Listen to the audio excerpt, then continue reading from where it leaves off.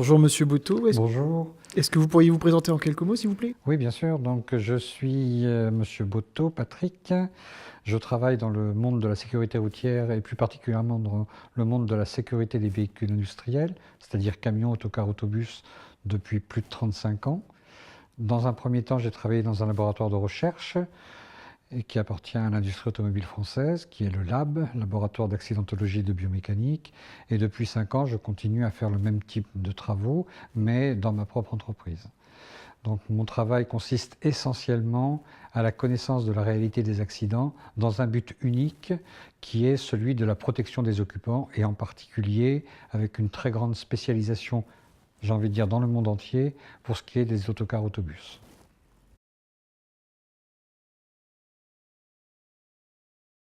Pouvez-vous nous expliquer pourquoi l'accident de Roquemort a été aussi grave et aussi déterminant? Oui, tout à fait. Donc cet accident de Roquemort, il faut bien comprendre, d'abord essayer de comprendre comment et pourquoi cet accident survient. Donc on est sur l'autoroute, je vous rappelle qu'on est au mois de juillet, il fait très beau, très chaud surtout, et la chaleur est encore un facteur important.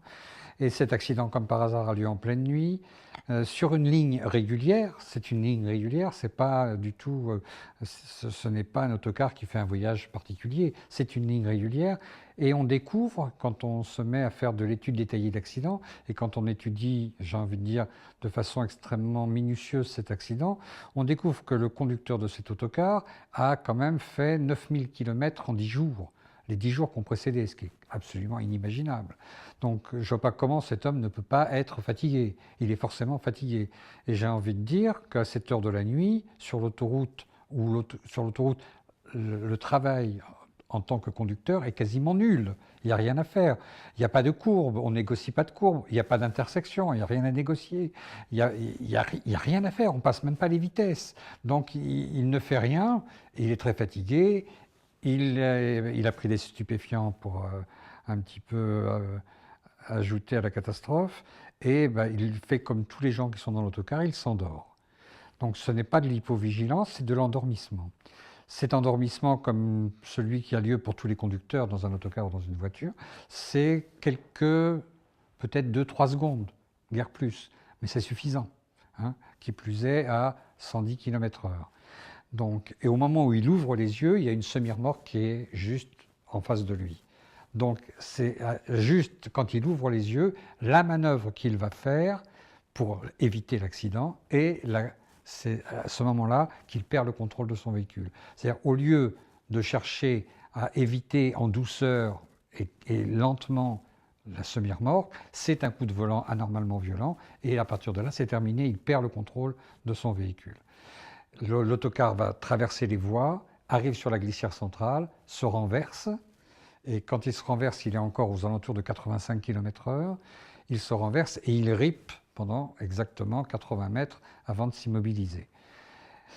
Ce qu'il faut bien comprendre, c'est que quand on voit le car accidenté et quand on n'est pas habitué, on voit la face qui a glissé contre la glissière et on a l'impression, je dis bien l'impression, qu'il y a des déformations importantes. Il n'y a aucune déformation de structure. Ce qui a été abîmé, c'est un peu l'habillage latéral de l'autocar.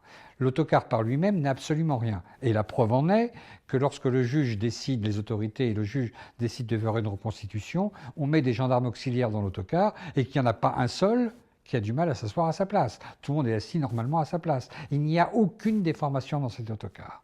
Donc on a un autocar, certes, qui s'est renversé, mais qui n'a pas de déformation de structure et un bilan humain catastrophique. Donc 22 morts dans un premier temps.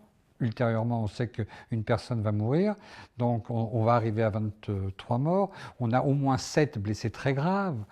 C'est quand même un bilan humain absolument catastrophique. C'est parmi les accidents d'autocar, c'est pas le plus grave, mais c'est parmi les accidents les plus graves. Alors qu'on a un autocar qui, lui, n'a aucune déformation de structure, qui est intact. Donc, qu'est-ce qui s'est passé? Il s'est passé que les occupants ont été soit éjectés total, soit éjectés partiel, et dans les deux cas, ce sont des mécanismes lésionnels gravissimes. Ça veut dire qu'on attache correctement ces gens dans l'autocar, on n'a plus d'éjection totale, et on a très peu d'éjection partielle, et on a un bilan divisé par 4 ou 5. Voilà pour comprendre comment cet accident est survenu. pourquoi le bilan était si grave, et ensuite, effectivement, il était, j'ai envie de dire, l'illustration scientifique de la nécessité absolue de ceinturer les gens dans les autocars. À votre niveau, qu'est-ce que vous avez fait à la suite de cet accident pour pouvoir... À la suite de cet accident, j'ai envie de dire, avant l'accident, j'étais persuadé qu'il fallait ceinturer les gens. Après, je l'étais d'autant plus, sauf que j'avais maintenant un exemple terrifiant, horrible, qui a apporté la preuve de ce que je disais depuis déjà quelque temps. Et alors, à ce moment-là, j'ai multiplié les interventions à travers toute l'Europe. Je me souviens très très bien être allé à Londres, être allé à Madrid, être allé en Belgique, et on a multiplié les interventions pour apporter la preuve que c'était absolument indispensable et preuve scientifique qui a été quand même bien reçue, puisqu'on a obtenu assez rapidement le port obligatoire des ceintures de sécurité, avec des interventions aussi bien à l'Assemblée nationale à Paris qu'à l'ONU à Genève. Donc cette série de conférences internationales, de présentations devant les autorités un petit peu partout en Europe, en Italie, je me souviens que c'était à Florence. Donc on est arrivé à apporter la preuve que c'était indispensable, et aujourd'hui, le port est obligatoire dans les autocars en France. En tout cas pour les personnes adultes. Donc vous nous avez décrit l'accident de Roquemort, y a-t-il eu d'autres facteurs aggravants? Alors, il y a l'ensemble des facteurs qui entraînent cet accident. Il faut savoir qu'il s'agisse d'un accident de voiture, de camion, d'autocar, une cause ou un facteur, un accident, ça n'a jamais existé. Jamais. Jamais. Donc, c'est toujours une série plus ou moins importante de facteurs qui entraînent cet accident. Donc, si on prend Roquemort, c'est vrai qu'il y a eu la fatigue, la nuit, l'hypovigilance, donc, l'endormissement, la monotonie anormale de l'autoroute, la chaleur qui permet de s'endormir, la nuit, la fatigue, et puis le véhicule en cause. Le véhicule en cause, ce n'est pas un autocar classique, c'est un autocar à étage. Et là, bien avant Roquemort, on était persuadé qu'à chaque fois qu'on avait un autocar à étage qui était accidenté, on avait un nombre de victimes anormal en partie haute par rapport à la partie basse. Eh bien, Roquemort, c'est exactement la même chose. Donc, ça, sur nos 23 tués, on en a quand même 22 en partie haute. C'est de la folie pure. Donc, une fois de plus, on sait que l'autocar à étage, s'il y a un feu dans ce genre de type de véhicule, on sortira très peu de gens. S'il y a une immersion, on sortira personne. S'il se couche du côté des portes, on va sortir très peu de gens. On ne sortira pas les gens en partie basse. Donc ça veut dire que c'est vraiment une catastrophe. Ce sont des véhicules anormalement dangereux, avec un autre phénomène qui a joué à Roquemort, que dans ce type de véhicule, le conducteur est très isolé, voire totalement isolé. Dans certains cas, il y a un escalier qui monte juste derrière lui, ce qui fait qu'il est loin de tout le monde, il est tout seul, et j'ai envie de dire, il peut dormir tranquillement à son volant, personne ne le voit. Et cet isolement n'est pas une bonne chose. Parce qu'effectivement, s'il lui arrive un malaise, s'il y a n'importe quoi, personne ne s'en rendra compte. Il est tout seul dans son coin. Donc ces véhicules sont vraiment des véhicules anormalement dangereux. Heureusement, ils ne sont pas si nombreux que ça. Mais je reste intimement persuadé que l'autocar à étage est très dangereux, et vous ne me ferez jamais monter dans ce type de véhicule. Alors il y a aussi une chose qui reste importante, c'est de dire que la ceinture de sécurité doit être portée dans les autocars. J'ai envie de dire, l'accident de Roquemort en a apporté la preuve, et qu'il faudrait que les autorités soient un peu plus sévères concernant le port de la ceinture dans les autocars. C'est pas très compliqué à vérifier. Nous l'avons fait grâce à la gendarmerie nationale, où nous avons effectivement vérifié le port des ceintures dans les autocars. Ça fonctionne très très bien, c'est pas compliqué du tout à faire, et on peut verbaliser les gens qui ne se ceinturent pas dans les autocars. Je regrette que ça soit pas fait plus souvent et plus fréquemment.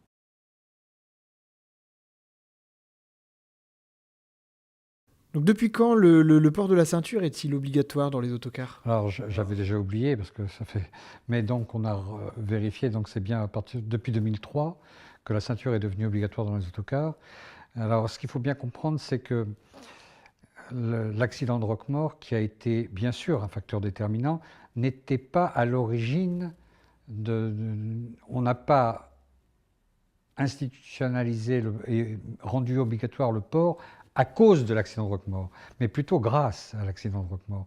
Les études, on les faisait depuis longtemps. Depuis longtemps, on travaillait, et il faut bien comprendre qu'on ne peut proposer une réglementation très sérieuse et scientifique que sur la base d'un grand nombre de cas et non pas sur la base d'un accident.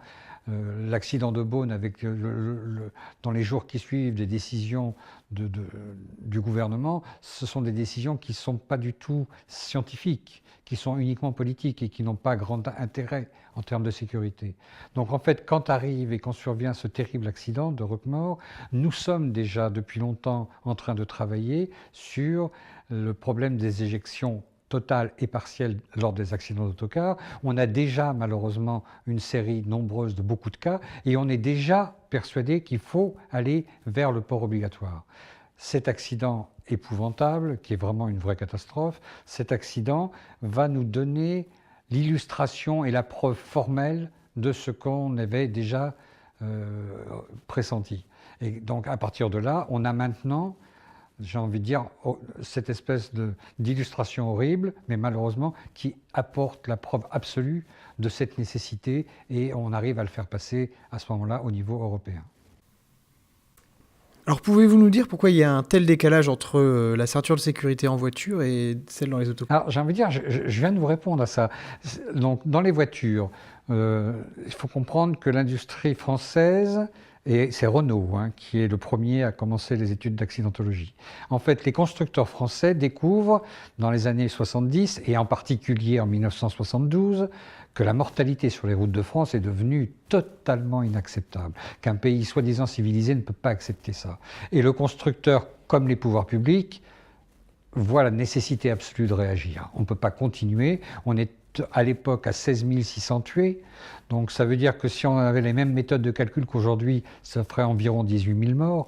Dans un pays soi-disant moderne, soi-disant civilisé, c'est totalement inacceptable. Et donc on décide de chercher d'abord et avant tout à mener des études. Et les études se font dans la réalité. C'est-à-dire, nous sommes présents, nous accidentologistes, sur le site des accidents exactement en même temps que le SAMU, les pompiers ou les gendarmes.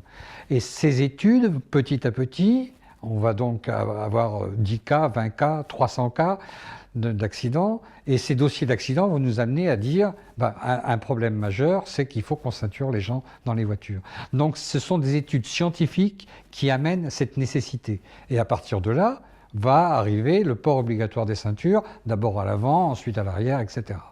Mais c'est à partir d'études extrêmement scientifiques, et j'ai envie de dire extrêmement rigoureuses.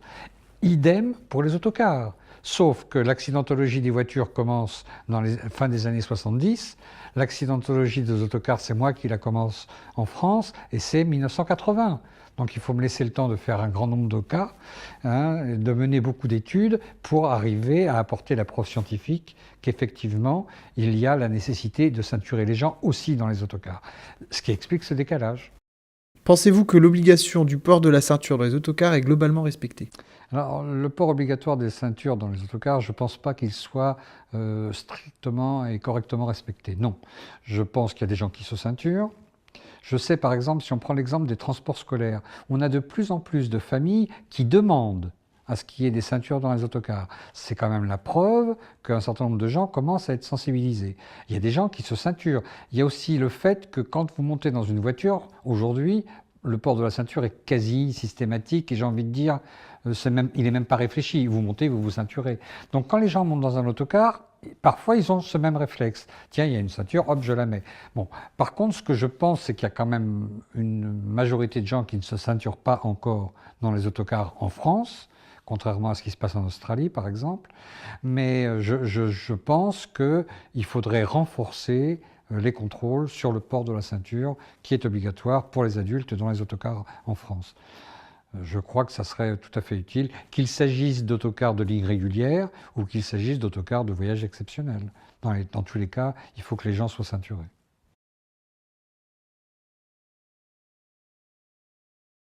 Les études accidentologiques permettent-elles de savoir le nombre de victimes épargnées par cette obligation? Alors, nos études détaillées d'accidents sur les accidents d'autocars-autobus nous permettent effectivement de faire, non pas de vous donner un chiffre, mais de faire des estimations. Oui, on est capable d'estimer si 100% de nos occupants d'autocars, de nos passagers étaient correctement ceinturés, on est capable de faire une estimation. Alors ce qu'il faut bien comprendre, c'est qu'aujourd'hui en France, dans les autocars, le nombre de victimes annuelles est quand même extrêmement basse. Je vous rappelle, ça il faut le dire, le répéter haut et fort, le véhicule sur la route en France le plus sécurisant, et de très très loin, c'est l'autocar. Aucun véhicule n'est aussi sécurisant que l'autocar. Ce qui fait que chaque année, le nombre de tués en France est relativement faible. Donc le gain que va nous apporter la ceinture sur un nombre faible ne peut pas être énorme. On est bien d'accord. Hein, il faut être logique. Donc ce qu'il faut bien dire et répéter, c'est que malgré des accidents gravissimes, l'autocar qui circule tous les jours en France est de très loin le véhicule le plus sécurisant qui est sur la route en Europe et en France. Y a-t-il des moyens techniques réalistes pour la favoriser? Alors pour favoriser le port de la ceinture de sécurité dans les autocars, j'ai envie de dire que le plus intéressant reste le fait de, petit à petit, faire prendre conscience aux passagers que c'est indispensable et que c'est leur propre protection. Maintenant, techniquement, bien sûr qu'il y a toujours des solutions techniques. On pourrait très bien envisager, effectivement... Alors, ce qu'on fait aujourd'hui, les pictogrammes sont présents dans les autocars. Donc, quand vous montez dans l'autocar, il y a le pictogramme qui vous montre que le port de la ceinture est obligatoire. Il y a des véhicules dans lesquels le pictogramme est présent sur toutes les rangées. J'ai vu des véhicules avec un pictogramme sur le dossier de tous les sièges, mais en tout cas, il y a le pictogramme. Et quand vous montez, vous le voyez. Donc, on a déjà une indication. Ensuite, techniquement, on pourrait très bien, effectivement, puisqu'on le fait dans les voitures, si vous ne mettez pas votre ceinture dans la voiture, ça se met à sonner. Bon, donc, en tout cas pour les places avant. On sait très bien le faire. Ou comme dans les voitures, aujourd'hui, quand quelqu'un n'est pas ceinturé à l'arrière, moi j'ai mon ordinateur de bord qui me dit il y a une personne à l'arrière qui n'est pas ceinturée. Très bien. Donc techniquement, on sait le faire. Maintenant, tout ça a des coûts. Donc, comme je viens de vous expliquer que cette ceinture, même si elle est tout à fait indispensable, elle ne va pas changer radicalement le nombre de victimes, on va avoir du mal à faire supporter un coût technique important uniquement pour le port de la ceinture. Donc je crois qu'il serait plus intéressant, plus ingénieux et sans doute plus efficace d'essayer petit à petit de faire comprendre aux gens que l'autocar, on se ceinture comme dans une voiture. Moi je crois que c'est là qu'on a le plus de chances de progresser, y compris au niveau des enfants. Alors reste la problématique très très importante du port des ceintures dans les autocars pour les enfants qui aujourd'hui n'est toujours pas réglée sur un plan réglementaire. Alors est-ce que les exigences françaises plombent-elles la concurrence avec les pays étrangers? Il n'y a pas d'exigence française spécifique concernant les ceintures de sécurité dans les autocars. Aujourd'hui, c'est une réglementation européenne, ce n'est pas une réglementation franco-française. Donc le port est obligatoire en Europe, il est obligatoire en Australie, il est obligatoire dans beaucoup de pays. Il est de plus en plus, le port de ceinture dans les autocars, ça se répand un peu partout. Donc ce n'est pas spécifiquement français. Mais la problématique du port est la même dans tous les pays, à l'exception de l'Australie, où effectivement je crois que c'est sans doute aujourd'hui le pays où on retrouve le plus de gens ceinturés dans les autocars. Existe-t-il une charte des bons autocaristes? Alors la charte des bons autocaristes existe tout à fait. Je l'ai vue dans beaucoup de langues d'ailleurs. Je sais qu'elle existe en Europe en tout cas, et qu'elle a été rédigée dans les principales langues européennes, aussi bien en anglais qu'en français. Elle existe en néerlandais, elle existe en italien, en espagnol. Cette charte a été rédigée tout à fait. Il y a pas mal de transporteurs autocaristes qui possèdent cette charte, et c'est effectivement un document qui est loin d'être stupide et qui ne parle pas que de sécurité, qui ne parle pas que de ça, qui parle aussi de la qualité de service, qui parle aussi de l'équipement des véhicules. C'est une charte qui permet de transporter les gens de façon raisonnable et responsable. Mais ce document existe, oui. Et comment voyez-vous l'évolution du transport en commun de personnes sur la route? Alors ça, c'est une question très intéressante et j'ai envie de dire que l'évolution du transport en commun de personnes sur la route, et il y a des exemples aujourd'hui dans des pays avec une densité de population absolument phénoménale, que sont par exemple deux grands pays, la Chine d'une part, l'Inde d'autre part. Donc vous savez qu'en Chine, on a un peu plus d'1,3 milliard, que les Indiens seront bientôt plus nombreux que les Chinois. Donc quand on voit comment font ces gens-là, et en particulier dans les grandes villes, on découvre que le transport en commun de personnes, l'autocar et l'autobus, sont devenus tout à fait des solutions quasiment uniques et des solutions excellentes. Donc j'ai envie de dire l'évolution de la nécessité d'avoir des transports propres, l'évolution d'avoir un transport qui au niveau économique soit très intéressant et très sécurisant va obligatoirement amener la totalité des pouvoirs publics, en France comme en Europe, comme ailleurs d'ailleurs, à développer de façon considérable le transport en commun de personnes sur la route, aussi bien en termes d'autocars que d'autobus. C'est sans aucun doute la meilleure solution pour un avenir très proche, pas pour après-demain, mais pour demain matin. Pour demain matin, la solution, c'est l'autocar. L'autocar est un véhicule très très sécurisant, le plus sécurisant qui existe sur la route. C'est un véhicule propre, c'est lui qui a le moins d'émissions nocives. C'est un véhicule extrêmement économique, ça ne coûte pas cher que de faire des grands voyages en autocar. C'est un véhicule qui n'a que des avantages et qui diminue l'encombrement sur les routes. Il n'a pas d'inconvénient l'autocar. Et l'autobus dans les villes n'en a pas non plus. Donc la solution, bien sûr, c'est le développement de manière exponentielle et importante du développement du transport de personnes par autocar et par autobus. C'est certainement l'évolution majeure dans les années qui vont suivre pour des raisons écologiques, pour des raisons économiques, pour des raisons de sécurité, à condition que les gens se ceinturent correctement dans les autocars.